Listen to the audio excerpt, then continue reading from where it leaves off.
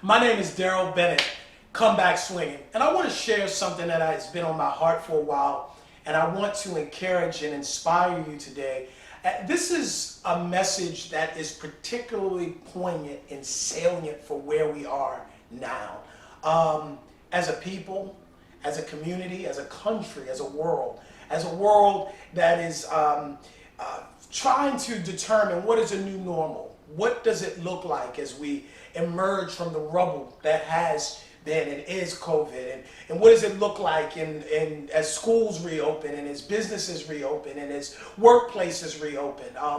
As a country where we grapple with this question of race, we grapple with this question of what does it mean to make the promise of America real, the promise of liberty and justice for all, not just a slogan, but an actuality. As a people, as we sort of come to this juxtaposition between where we were and where we are, between what should have been and what actually is, as a community, as we navigate the new structures and systems, and as we talk about what does reform look like and what does it mean in practicality. And I want to share something today that really hits to this point of what do you do when you've hit a brick wall? What do you do when you've tried so hard and you've tried so long and it has not worked? And what do you do when you've had failure? That's really what I want to talk about today. How do you deal with failure? What's the next step? What's the next place after you've tried all this stuff and you put it on your vision board and you wrote down the goals and you spoke to it and you point to it in the morning and you meditated on it and all of that nice stuff that they talk about in all these motivational books? And after you've done all that, what do you do? And I want to share a quick story, and then I want to give you what I believe is the theme and the message for today. So the story is actually the story of Adam and Eve. It is the story of two people who were born and created in paradise. It is the story of the original riches to rags story, if you will. They are created in a garden they call Eden, this place of great promise and potential. It is a paradise. It is not just that every need that they would ever have is met. It is not just that they don't understand work as you and I get work. It is not just that there is no sweat that comes from them, but they are so close to God that we are told that they walked with him in the cool of the day. It is really a Hebrew saying that doesn't even translate right into English. It is a closeness that we could not even conceive. It is a closeness that is so enviable. It would make you wonder, how could they ever give that up? And yet they did. Poor choices. They figured that even though they had been given a commandment not to do a thing, you know how we do. I know we like to talk about Adam and Eve as if they were so wrong, but we do it all the time. We make choices that cause us to shift off course. We make choices even though we know in our hearts it's not the right move. We make the choice and then we bear the consequence. And so the story of Adam and Eve is not just the story of the first family. It is not just a story about creation. It is not just a story about what happened a long time ago. It is the story of tragedy, and it is the story of what happens to us now. Adam and Eve give us not just a glimpse into a past, they show us a peek into our present. And they've lost everything. But the tragedy does not end there. When they are expelled from the garden, they discover that they have within them this ability to create new life. And so what comes out of the body of Eve is the perpetuation of humanity. Cain and Abel. Some say they were twins because of the way that the Bible says that she knew her husband once, but yet she bore twice. Some say that they were twins. Whether they were twins or not, what we know is that Cain is the brother of Abel. And for the sake of time, I won't get into too much of it except to say that Cain kills Abel. And then you have to step back here, because though this is the first murder and that in itself is a tragedy, this is also the first death as we understand death. They had no precedent for what it would be like for a person to no longer be on earth. In fact, when God comes to confront Cain and says, "Where's your brother?" And Cain, sort of dismissively says, "Am I to be my brother's keeper?" And God says, "His blood cries out to me from the ground." There was no precedent for this. Can you imagine what it would have been like for Adam and Eve to see tragedy after tragedy after tragedy in their lives, and to know that they had a hand in it? They had a hand in the fall from greatness. They had a hand in the expulsion from paradise. They had a hand in raising a son who would turn out to be a murderer.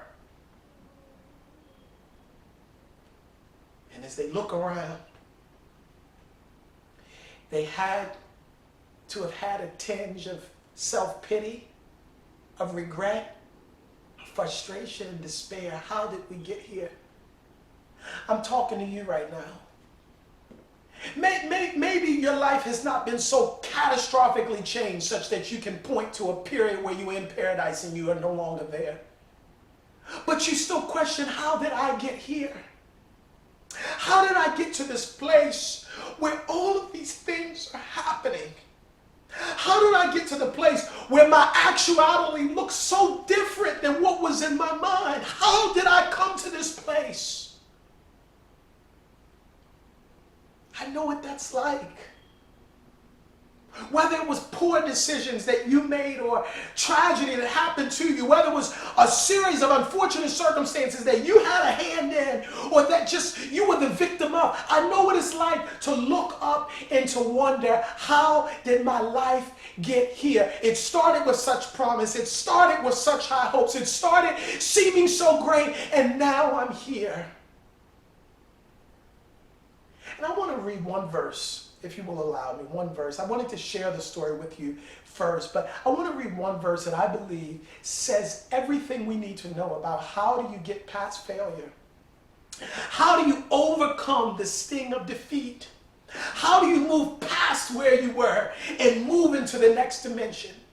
The verse is found in chapter 4 of Genesis, and this is after they've been expelled from the Garden of Eden. This is after Cain has killed Abel. This is after God has come to confront Cain. This is after he has said his blood cries out from the ground. This is after even Cain has, just as his parents have been expelled out of the garden, now Cain has been expelled from the presence of his family, and he's been sent away to a distant land. And after all of this, we are told something that just blessed my heart so much. And if you're not careful, you'll miss it, because you'll go from one part to the next and you'll miss it. It's a small verse, but it's a powerful verse. It says in Genesis chapter 4, verse number 25, "And Adam knew his wife again, and she bare a son, and called his name Seth. For God said, she hath appointed me another seed in the stead of Abel, whom Cain slew." And Adam knew his wife again. I'm coming to a close, but this is really what I wanted to say.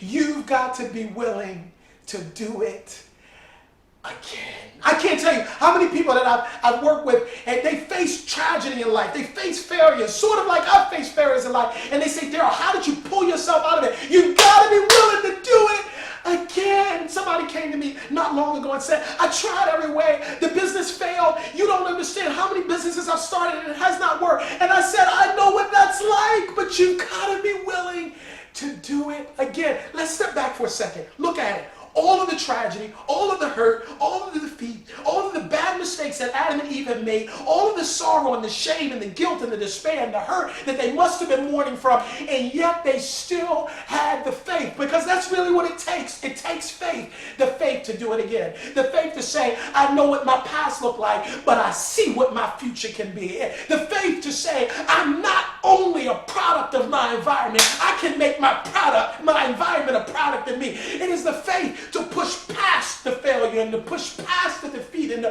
push past the hurt. It is the faith to say there's more for me. If I'm alive, then God still has a plan for me. If I'm breathing, then that means that there's still hope. And Adam knows his wife again, and she gets pregnant again, and she feels the hope of a baby in her stomach again, and she pushes past all of the memories of the last son that was killed and the last son that was buried and the last pain of the expulsion of her family, and she says, we're going to do it again. And I need you today, hear me on this. If you're going to move from where you were to where you're meant to be, if you're going to go to the next level in your life and the next dimension of your calling, you've got to be willing to do it again. I know that it hurt. I don't believe that to the day that Adam and Eve died, they probably never stopped thinking about Abel. It's not something you ever forget. I mean, I know people who lose children, and it is such a catastrophic and cataclysmic event that even on their deathbed, and it could be decades later, they're still mourning that. I don't think she ever stopped mourning. I don't think Adam ever forgot about it. That's not what I'm suggesting here. We're not talking about forgetting, but we're talking about doing it again. It didn't work. I understand that. Do it again. This is your moment, and this is your season, and this is your time to do it again.